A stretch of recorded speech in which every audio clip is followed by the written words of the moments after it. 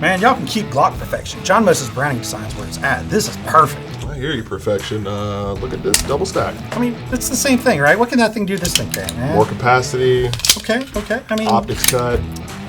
This thing won with 2 world wars. I hear you, old man. The future's now. So, yeah. All right. 1911, 2011, let's talk about it.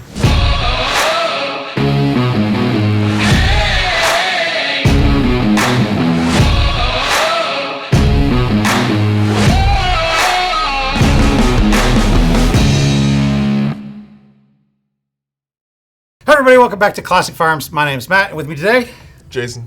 So today we are going to talk about 1911 versus 2011. Yep. What's the difference? Which one might appeal to different people? So just to kind of give you an idea, this is a 1911. It's a shocker, right? I mean, I'm sure most of our audience is familiar with this platform of handgun. It's won 2 world wars. That's right, champion, undefeated. But so there's some very distinctive features of the 1911, such as it's being a single action pistol, which means that the trigger only releases the hammer. So, with some pistols, like double action pistols, when you pull the trigger, it'll first cock the hammer, then release it. In this case, it will only release the hammer and fire the firearm. So what does that mean? So in practice, you have to manually rack the slide to load a round, and that will cock the hammer the first time. As you fire and the slide reciprocates with each shot, it's going to cock the hammer for you.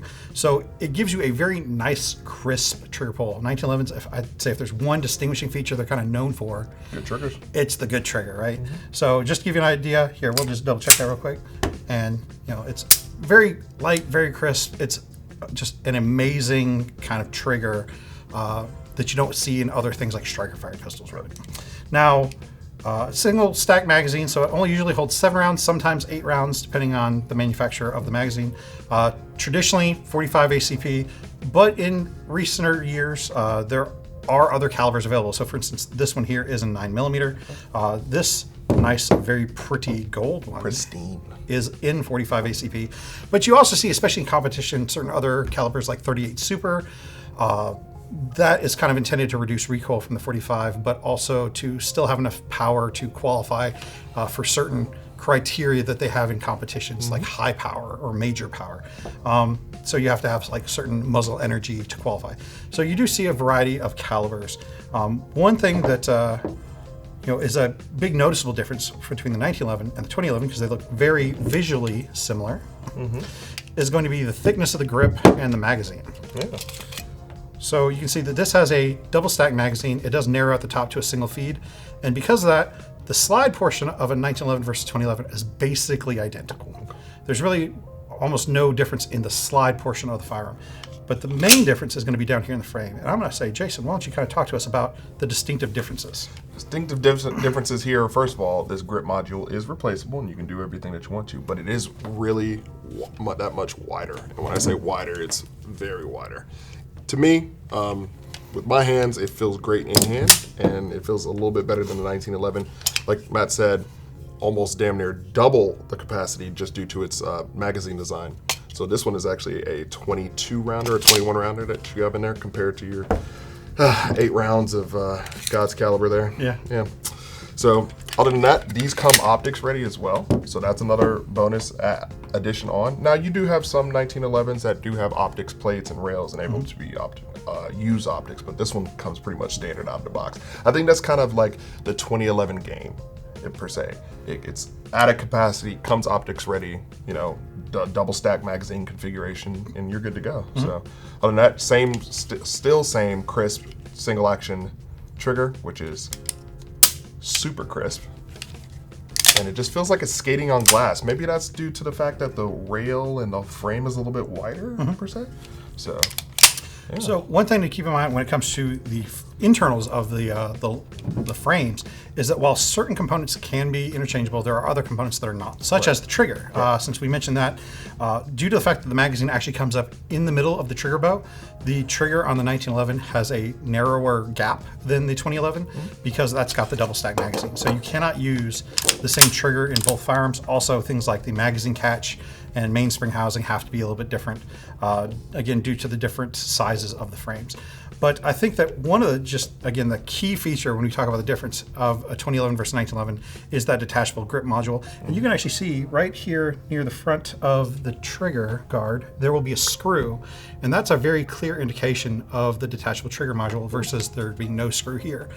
And that actually gets into the difference between what I like to call a wide body 1911 versus an actual 2011. Some people, if it's a double stack 1911, especially if it's a 9mm, they'll call it a 2011. And that's really not the case.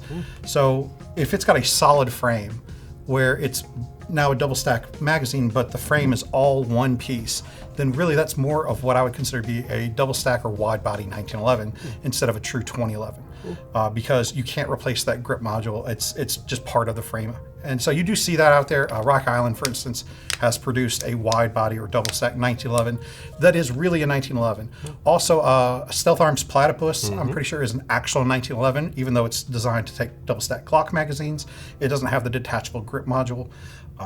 There are a couple different manufacturers who do make 2011s though. So for instance, here we have one that's imported from Gearson. And you can again see that screw here where the grip module is detachable. And then this one is the Prodigy. Yep, for Prodigy. And of course there are others. The most famous kind of brand I guess we would associate with 2011 is Staccato, previously known as STI. And they're really pioneers of the kind of 2011 design. Right. The first time I could find a reference to like a double stack 1911 produced was actually Para Ordnance that operated right here in the Charlotte area. But obviously they're no longer in business. But they first produced a double stack 1911 all the way back in 1989. Ooh. So we kind of think of these as modern, like recent developments. But that shows that this idea has actually gone back to the mid kind of 80s, which is interesting because the U.S. military used the 1911 all the way through like 1985. Right. So as the Army got rid of it, and immediately we started looking for ways for competition shooters to kind of upgrade those to have new features. Yeah. Like you said, we do associate it with very modern features like optic sights, rails, and stuff. But plenty of 1911 manufacturers have also tried to kind of keep up with the times, adding additional features such as accessory rails or optics cuts. But yeah, I would say that those cover the main differences between the 2011 and the 1911. So why would somebody not just pick the 2011? I don't know, man. Maybe nostalgia has them. It's won 2 world wars. I mean, come with the times, brother. I feel like the 2011 double stack 1911 is the wave of the future. I mean, so certainly I would say that 90% of the time it's going to make sense to somebody to just pick a 2011. But there is a cost difference. You can certainly find 1911s much more affordably than most 2011s out there. Although there have been some inroads to more friendly introductory prices. But also I think you're right with the nostalgia. A lot of people, due to the history with the U.S. Armed Forces as well as several law enforcement agencies, they are just really big fans of the original 1911 design. Also, it could have to do with things like just shooter preference, hand size, and things like that that may inform a shooter's decision. As much as the 1911 is a thinner hand grip than this, you might find it more comfortable to shoot the 1911 over the 2011, especially if you're trying to reach controls and stuff. Right. You don't want to have to break your grip to reach a safety or something. I don't know. I definitely think that with the fact that you can find modern 1911s with just about as many features as a 2011, the preference is going to be, something to the individual person, although I agree, you have to give the nod to just the greater capacity of the 2011. Yeah, greater capacity does it for me, so that's why I would. Yeah.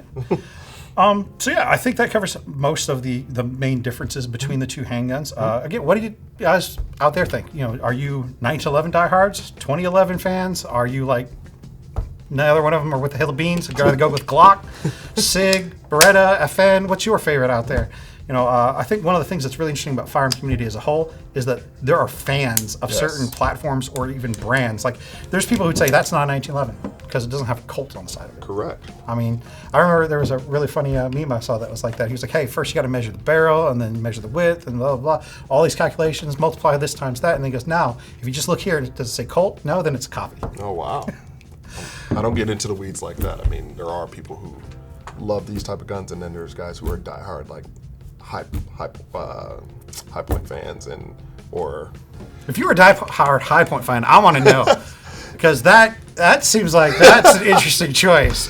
No, high power. Sorry, I was referencing high power, but there are people who love high powers, man. Oh yeah, FN high power is a huge fan base, especially with all the different variations of high powers available out there. Yeah. Yeah. You know, we have one over there. One of the I can't believe we didn't mention this. So the high power as well as the 1911, originally designed by John Moses Browning, Machine Gun Jesus. So certainly, you know, just another, you know, thing that can be given his acclaim, right? Like he was one of the most prolific firearms designers and certainly one of the kind of highest esteemed American gun designers out there. But so yeah, it's no wonder that there's so many people who are fans of his work and look at it as kind of sacrosanct. They don't want it touched, right? But sure. And if you are a 1911 fan or 2011 fan, do you have caliber preference? Are you a diehard originalist, 45 or nothing? You like 9mm, 22 TCM for some? Yep. You know, like. You know, there's a lot of options out there. In fact, there's even 22 long rifle kind of 1911s out there. So if you're looking to get someone into training or someone who's smaller frame, recoil averse, you can definitely get them some practice on the platform. But guys, anyway, again, get down in the comment section. Let us know what you think. 2011, 1911, what's your poison? You're going to want to see what's over there. But until next time, guys, we appreciate your business. God bless. And see you next time at Classic Firearms.